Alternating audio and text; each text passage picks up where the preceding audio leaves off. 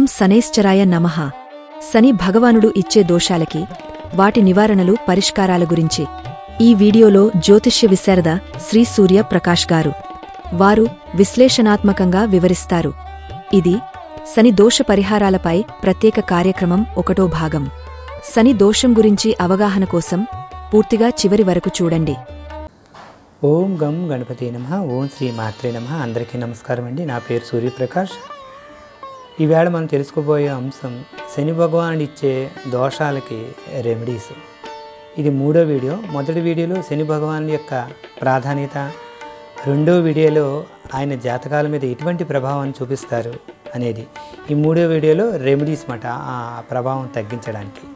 ఇది ఒక కదంబంలా చెబుతున్నాను. కదంబం అంటే అందమైన పువ్వులు, రంగురంగుల పువ్వులు, సువాసన వచ్చే పువ్వులు ఒక దండ కింద ఏర్పడ్డాన్ని కదంబం అంటారన్నమాట. అలాగా రెమెడీస్ అన్నీ, ముఖ్యమైనవన్నీ మీకు ఒక దగ్గరికి తీర్చి చెబుతున్నాను. ఇందులో మీరు చేయగలిగినవి మీరు చేయండి. దోషం అనేది ఎక్కువగా ఉంటే కొంచెం ఎక్కువ చేసుకోండి, తక్కువగా ఉంటే కొంచెం తక్కువ చేసుకోండి.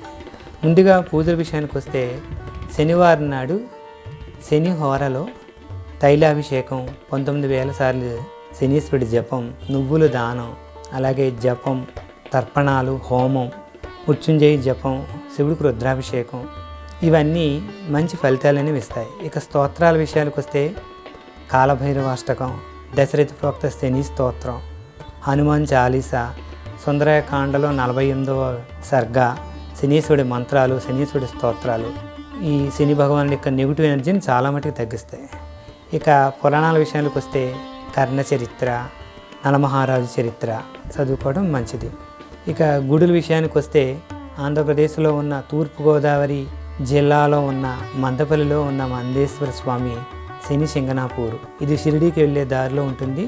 ఈ శని సింగనాపూర్ ఊళ్ళో ఈ రోజుకి కూడా ఇళ్ళకి, దుకాణాలకి తలుపులు కానీ తాళాలు కానీ వేసి ఉండవు. ఆ ఊరి యొక్క ప్రత్యేకత. అలాగే పాండిచ్చేరిలో ఉన్న తిరునల్లార్, ఆ శనీశ్వరుడు యొక్క గుడి కూడా చాలా ప్రాముఖ్యత పొందింది. అలాగే శ్రీకూర్మం, శ్రీకాకుళం జిల్లాలో ఉన్న శ్రీకూర్మం, పెత్తరపతి వెంకటేశ్వర స్వామి పుణ్యక్షేత్రాలన్నీ కూడా శని భగవాన్ యొక్క నెగిటివ్ ఎనర్జీని తగ్గిస్తాయి. ఇప్పుడు మనం శనివారం యొక్క ప్రాముఖ్యత, నలుపు యొక్క విశిష్టత మనం తెలుసుకుందాం. నలుపు నారాయణుడు మెచ్చు, అంటే నలుపు రంగు అనేది నారాయణుడు మెచ్చుకున్నదే. అందుకే తిరుపతిలోను, అనంత పద్మనాభ స్వామి గుడిలోనూ కూడా స్వామి నల్లరాతిలోనే కొలువై ఉన్నారు. నీలాంజన సమాభాసం రవిపుత్రం యమాగ్రజం ఛాయామార్తాండ సంభూతం తం నమామి శనైశ్చరం. దీని అర్థం ఏంటంటే, నీలం అంటే నీలం రంగే, అంజనం అంటే కాటుగా నలుపు మాట. అంటే శని భగవానుడు నీలం నలుపు రంగులో ఉంటాడని, ఆ రంగులకి ఆధిపత్యం వహిస్తాడు ఆయన. అందువల్లే నారాయణుడు కూడా నల్లరాతిలో కొలువై ఉన్నాడు, నలుపు రంగు విశిష్టత.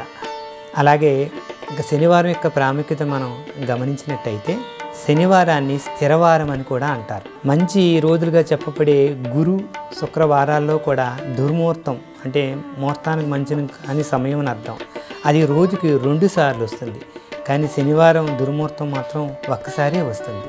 అలాగే ఇంకా శనివారం యొక్క ప్రత్యేకతలు ఏంటంటే, వెంకటేశ్వర స్వామివారికి అత్యంత ఇష్టమైన వారం శనివారం.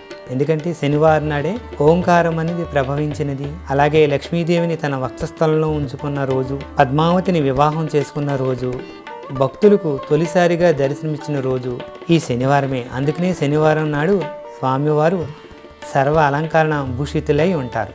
ఈ శనివారం నాడు ఇంకా మిగతా లగ్నము, రాశి, నక్షత్రము ఇవన్నీ బాగున్నట్టయితే శనివారం నాడు కూడా శుభ కార్యక్రమాలు అనేవి చేయొచ్చు.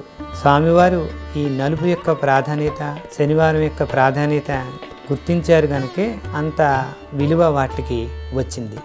మీకు ఈ వీడియో నచ్చినట్టయితే లైక్ చేయండి, షేర్ చేయండి, సబ్స్క్రైబ్ చేయండి. మీ సూర్యప్రకాష్, ఆస్ట్రాలజర్, విశాఖపట్నం. ధన్యవాదములు.